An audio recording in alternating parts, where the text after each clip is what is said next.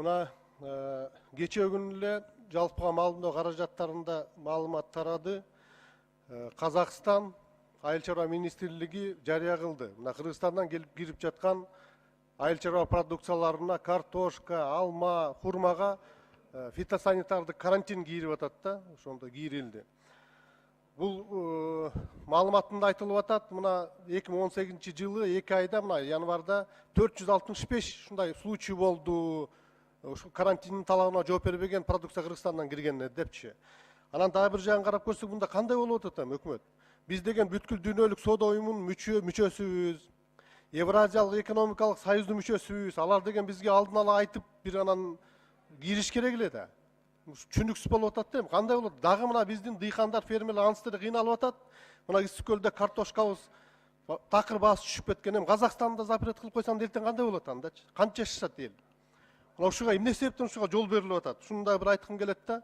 Анан экинчи жагынан айтып кетейин, мен билишимче жакында эле Казакстан делегациясы келип кеткен бизге. Келип кеткенден кийин 2 күндөн кийин запрет кирип атат бизгечи. Анан же ошонун себебинен болуп атабы?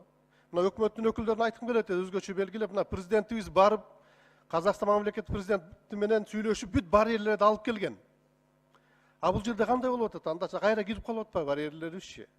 Анан ошол эле мезгилде мына 11-февралда ветеринардык законодательствосы боюнча Россия Федерациясы бизден эт кийирүүгө уруксат берген. Бир жумадан Казакстан запрет болуп атат.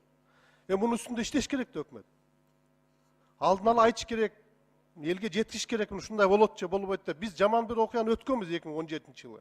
Ошол кайталанбаш керек да. Ушуну өзгөчө белгилеп айтып кетким келет. Анан экинчи маселе, мына былтыр 1 жыл болду. 1 жыл мурда өкмөт жарыя кылгансыңар. Биз соода өкүлдөрүн кийиребиз деп. Жүздөгөн биздин ишкерлер, мына дыйкандарыбыз барып, Россияга, Казакстанга жетип алып, продукциясын буга чейин да кайтарып келип аткан. 10 тоннадагы, 100 тоннадагы күнүгө мына окуйбуз интернеттерденчи. Ушу кайра келип тур, өткөзбөй коюптур деп. Соода өкүлдөрү кийлгенде алар кайрылып туруп, ошол жерден кичине болсо дагы бир көмөк көрсөтмөктө. Азыр ишкерлер кимге кайрылат барганда? Эч ким кайрыла албайт. Кайра банкрот болуп келип атышат ошонун үстүнөнчү. Анан кийинки маселе дагы. Мына сентябрь айында НДСтин айыл чарба продукциясын кайра иштетүүчү ишканаларына жеңилдиктер бүткөн болчу. Жогорку кеңеш сентябрь айында салык кодексине өзгөртүүнү кийирип, альтернативдүү механизмдерин сунуш кылган.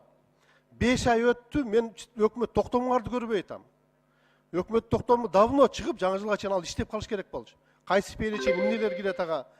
Мына ушуну дагы бир мындай жеңилдиктер түзбөйсүздөрбү? Бизнеске шарт түзбөйсүздөрбү? Абдан мындай кечеңдеп иштеп атасыздар да, ушунун үстүнө да катуураак бир чалып барсаңыздар.